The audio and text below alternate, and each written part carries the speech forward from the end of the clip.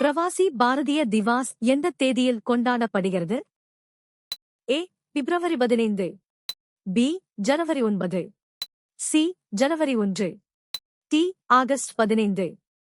சரியான பதில் பி. ஜனவரி 9.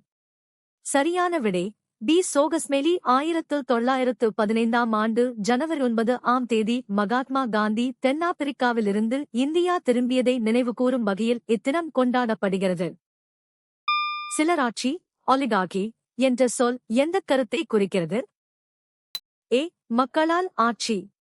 பி. ஒரு ராஜா அல்லது ராணியால் ஆட்சி. சி. ஒரு சிறிய குழுவின் ஆட்சி. டி. ஒரு தனித்தலைவரின் ஆட்சி. சரியான பதில் சி. ஒரு சிறிய குழுவின் ஆட்சி. சரியான விடை சி. சோகஸ்மேலி சிலராட்சி என்பது ஒரு நாட்டின் அதிகாரம் ஒரு சிறிய குழுவினரிடம் அல்லது சில செல்வந்தர்களிடம் மட்டும் குவிந்திருக்கும் ஆட்சி முறையை குறிக்கிறது. இதில் பொதுமக்களின் பங்களிப்பு மிகவும் குறைவாகவே இருக்கும். உச்சநீதிமன்ற பதவிக்கு பரிசீலிக்கப்பட ஒரு நபர் ஒரு புகழ்பெற்ற சட்ட நிபுணராக இருக்க வேண்டும் என்பது யாருடைய கருத்தில் இருக்க வேண்டும்? ஏ. குடியரசுத் தலைவர் தி பிரசிடென்ட். பி. பிரதமர் தி பிரைம் மினிஸ்டர். சி. தலைமை நீதிபதி தி சீஃப் ஜஸ்டிஸ். டி. நாடாளுமன்றம் தி பார்லிமெண்ட். சரியான பதில் ஏ. குடியரசுத் தலைவர் தி பிரசிடென்ட். அரசியலமைப்பு சட்டம் 12(4)(3) சி இன் படி குடியரசுத் தலைவரின் கருத்தில் ஒரு நபர் புகழ்பெற்ற சட்ட நிபுணராக இருந்தால் அவர் உச்சநீதிமன்ற நீதிபதியாக நியமிக்கப்படலாம். இந்த விதிமுறை உயர் நீதிமன்ற நீதிபதிகள் நியமனத்திற்கு பொருந்தாது என்பது குறிப்பிடத்தக்கது. இரட்டை திட மஞ்சள் கோடுகள் இருக்கும்போது என்ன அனுமதிக்கப்படுகிறது? ஏ. சாலையின் ஓரத்தில் வாகனத்தை நிறுத்துதல். பி. முந்திச் செல்ல எதிர்திசை பாதைக்குள் நுழைதல். சி. எந்த இடத்திலும் யூதிருப்பம் செய்தல். டி. உங்கள் சொந்த பாதைக்குள் முந்திச் செல்லுதல். சரியான பதில் டி. உங்கள் சொந்த பாதைக்குள் முந்திச் செல்லுதல்.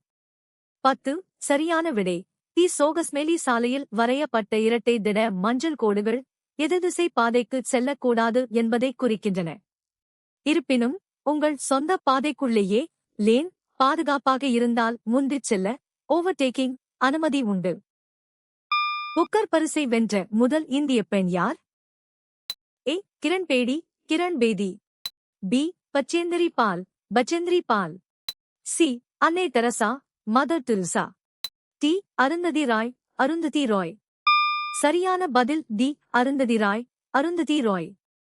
அருந்ததி ராய் 1997 ஆண்டு the God of Small Things the God of Small Things என்ற நாவலுக்காக புக்கர் பரிசை வென்ற முதல் இந்திய பெண் ஆவார்.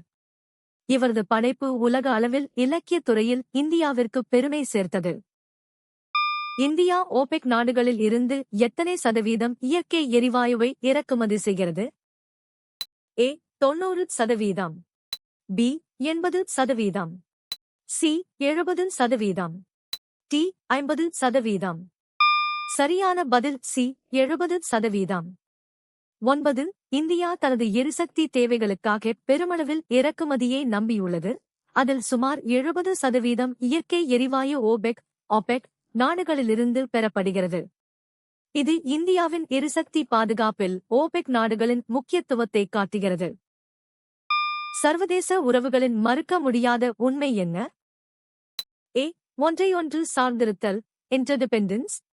பி. தனிமைப்படுத்தல் ஐசோலேஷனிசம். சி. ஒருதலைப்பட்சம் யூனிலேட்டரலிசம். டி. ஏகாதிபத்தியம் இம்பீரியலிசம்.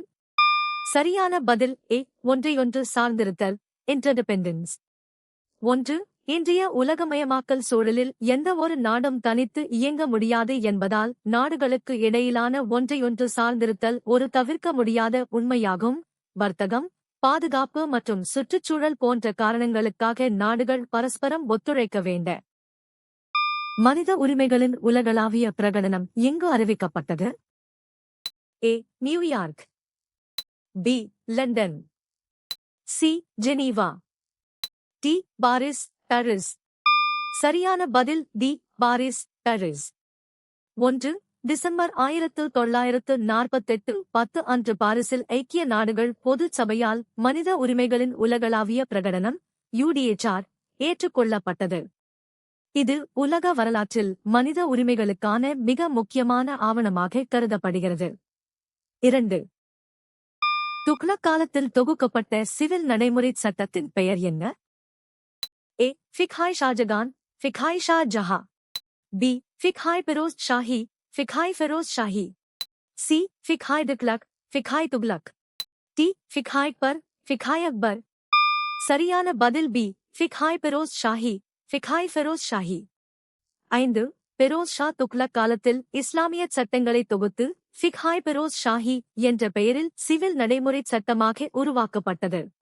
இது அந்த காலத்தின் நீதி நிர்வாகத்திற்கு ஒரு முக்கிய அடிப்படையாக அமைந்தது. இந்தியாவின் முதல் ஃபீல்டு மார்ஷல் யார்? A. Shivkumar, Shivkumar. B. K. M. Cariappa, K. M. Cariappa. C. Arjan Singh, Arjan Singh. T. Sam Manekshaw, Sam Manekshaw. சரியான பதில் D. சாம் மானேக்சா, சாம் மானேகஷோ. 6. சரியான விடை தி சோகஸ்மேலி சாம் மானேக்சா 1973 ஆண்டு இந்தியாவின் முதல் ஃபீல்டு மார்ஷலாக நியமிக்கப்பட்டார். இது இராணுவத்தின் மிக உயரிய கௌரவ பதவியாகும். 1971 இந்திய பாகிஸ்தான் போரில் இந்தியாவின் வெற்றிக்கு இவர் முக்கிய பங்காற்றினார். அரசியலமைப்பின் பாதுகாவலராக கருதப்படுபவர் யார்? A. உச்ச நீதிமன்றம், தி சுப்ரீம் கோர்ட். B. நாடாளுமன்றம், தி பார்லிமெண்ட். C. உயர் நீதிமன்றம், தி ஹை கோர்ட். T. குடியரசுத் தலைவர், தி பிரசிடென்ட். சரியான பதில் A. உச்ச நீதிமன்றம், தி சுப்ரீம் கோர்ட். சரியான விடை A. சோகஸ்மேலி இந்திய அரசியலமைப்பின் இறுதி விளக்க உரையாளராகவும் அதன் பாதுகாவலராகவும் உச்ச நீதிமன்றம் செயல்படுகிறது. அரசியலமைப்பிற்கு முரணான சட்டங்களைச் செல்லாது என அறிவிக்கும் அதிகாரம் ஜுடிஷியல் ரிவ்யூ இதற்கு உண்டு. ஒரு சுயேட்சை வேட்பாளர் எதனுடன் தொடர்பில்லாமல் ஒரு தேர்தலில் போட்டியிடுகிறார்? A. அரசாங்க அமைப்புகள். B. சர்வதேச பார்வையாளர்கள். C. அரசியல் கட்சிகள். T. தேர்தல் ஆணையங்கள். சரியான பதில் C. அரசியல் கட்சிகள். சரியான விடை ஒரு சுயேட்சை வேட்பாளர் எந்தவொரு அரசியல் கட்சியுடனும் தன்னை இணைத்துக் கொள்ளாமல் தனிப்பட்ட முறையில் தேர்தலில் போட்டியிடுகிறார். இவர்களுக்கு தேர்தல் ஆணையம் ஒதுக்கப்பட்ட சின்னங்களுக்கு பதிலாக சுயேட்சை சின்னங்களை வழங்குகிறது. ஒரு தனிநபர் எதற்கு விசுவாசமற்றவராக இருந்தால் குடியுரிமை பறிக்கப்படலாம்? A. அரசியலமைப்புக்கு. B. தேசிய கொடிக்கு. C. ஆளும் அரசியல் கட்சிக்கு. T. தற்போதைய பிரதமருக்கு. சரியான பதில் A. அரசியலமைப்புக்கு. சரியான விடை A. சோகஸ்மேலி இந்திய குடியுரிமைச் சட்டம் 1955 இன் படி ஒருவர் இந்திய அரசியலமைப்பிற்கு விசுவாசமற்றவராக இருந்தால் அவரது குடியுரிமை பறிக்கப்படலாம். அரசியலமைப்பு என்பது நாட்டின் உயரிய சட்டம் என்பதால் அதற்கு விசுவாசமாக இருப்பது ஒவ்வொரு குடிமகனின் கடமையாகும். பட்டியலிடப்பட்ட ஆண்டுகளில் எந்த ஆண்டு மிக உயர்ந்த ஆண் எழுத்தறிவு விகிதத்தை காட்டுகிறது? A. 1951. B. 1981. C. 2001. T. 2011. சரியான பதில் D. 2011. 1. 2011 ஆண்டு மக்கள் தொகை கணக்கெடுப்பின்படி இந்தியாவின் ஆண் எழுத்தறிவு விகிதம் 82.14% ஆகஸ்ட் இருந்தது. இது முந்தைய ஆண்டுகளை விட மிக அதிகம். ஒவ்வொரு தசாப்தத்திலும் கல்வி விழிப்புணர்வு காரணமாக எழுத்தறிவு விகிதம் தொடர்ந்து உயர்ந்து வருவதை இது காட்டுகிறது. மனித உரிமைகளுக்கான உலகளாவிய பிரகடனத்தில் எத்தனை சரத்துகள் இணைக்கப்பட்டுள்ளன? A. 30. B. 10. C. 20. T. 40. சரியான பதில் A. 30. 1.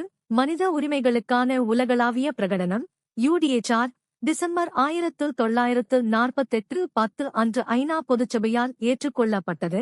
இதில் 30 சரத்துகள் அடிப்படை மனித உரிமைகளை விளக்குகின்றன. வங்காளதேசத்திற்கான உதவி என்பதன் கீழ் திட்டங்களுக்கு இந்திய அரசு எந்த வகையான உதவியை வழங்குகிறது? A. மானிய உதவி கிராண்ட் அசிஸ்டன்ஸ். B. தொழில்நுட்ப பயிற்சி டெக்னிக்கல் ட்ரெய்னிங். C. இராணுவ உபகரணங்கள் மிலிட்டரி எக்விப்மெண்ட். T. உணவுப் பொருட்கள் ஃபுட் சப்ளைஸ். சரியான பதில் ஏ. மானிய உதவி, கிராண்ட் அசிஸ்டன்ஸ். கேள்வி 1. இந்திய அரசு அண்டை நாடுகளுடனான உறவை மேம்படுத்த வங்காளதேசத்திற்கான உதவி திட்டத்தின் கீழ் பெரும்பாலும் திருப்பிச் செலுத்த தேவையில்லாத மானிய உதவிகளை வழங்குகிறது.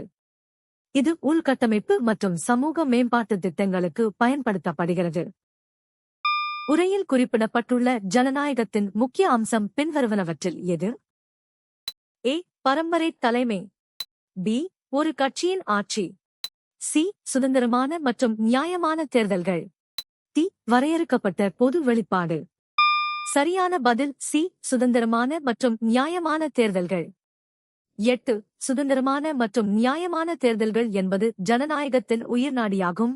இது மக்கள் தங்கள் பிரதிநிதிகளை அச்சமின்றி தேர்ந்தெடுக்க வழிவகை செய்கிறது.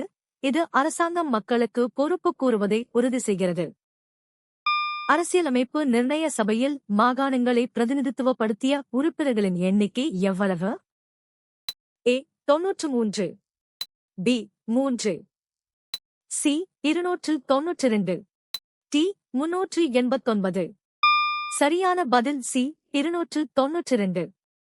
சரியான விடை சி. சோகஸ்மேலி. அரசியலமைப்பு நிர்ணய சபையின் மொத்த உறுப்பினர்களான 389 பேரில் 292 உறுப்பினர்கள் பிரிட்டிஷ் இந்திய மாகாணங்களிலிருந்து தேர்ந்தெடுக்கப்பட்டனர். இவர்கள் மாகாண சட்டமன்ற உறுப்பினர்களால் மறைமுக தேர்தல் மூலம் தேர்வு செய்யப்பட்டனர். நீங்கள் எத்தனை சரியாக பதிலளித்தீர்கள்?